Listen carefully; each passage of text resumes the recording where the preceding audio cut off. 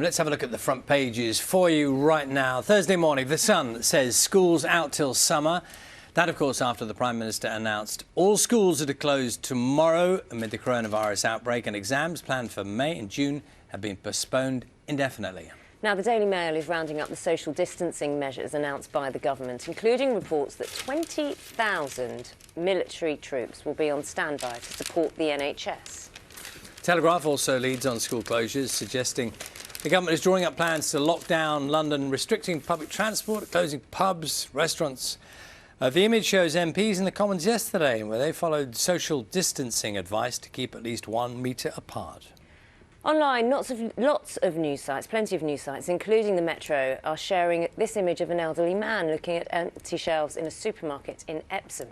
The photo went viral after stores introduced limits on the number of items shoppers could purchase in order to prevent panic buying. Interesting that, because just noticed on the back of the Telegraph, and this is by Tesco, the supermarkets are putting out information, aren't they? And they're putting out their advice to say that they're doing everything to keep the stores stocked, but they want customers to limit themselves to certain items. And the idea is ensure that the vulnerable and elderly customers can shop in store. And so they're prioritising certain hours as well for them to shop. But the message is just think of others as well. Nina, what have you got for us? Well, I'll just pick up on that, actually, because lots of different shops, supermarkets, retailers are giving us the same message. The shelves would be stocked if people were buying as much as they need at that time. And there's an interesting double-page spread in the Times today. We can see a queue there. And there's a retailer in Manchester where a member of staff has said she's been discreetly holding back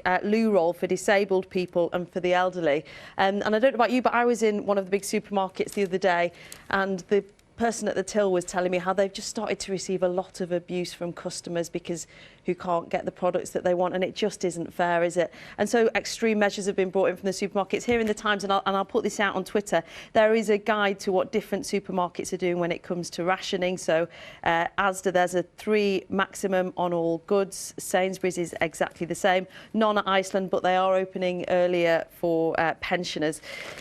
In the Mail today and in lots of other papers, reports that Glastonbury's 50th birthday has been cancelled. It's a real shame. Pictures of revellers there, but it's not just about the fact that people are missing out on a party, is it? They estimate that £100 million of revenue will be lost, and the wider implications for the hospitality industry are massive. They estimate 200,000 jobs have already been lost in hospitality, and millions more are feeling exposed at the minute. The British Beer and Pub Association have said the government have 24 hours to save pubs. We'll be looking. Complete contrast to moving. One of the things I found, and lots of people are looking at things online, in The Guardian, I'm sure lots of other papers are doing it, in case you haven't got any, in case you're wondering what you do when you're sitting at home, self-isolating, binge time, 50 must-watch TV shows. This is BBC Breakfast on the list, of course. Wow, yeah. I mean, So I think it's top of the list. Top of the list. Lots of people are watching it. I mean, because we're providing, of course, lots of information as well on coronavirus.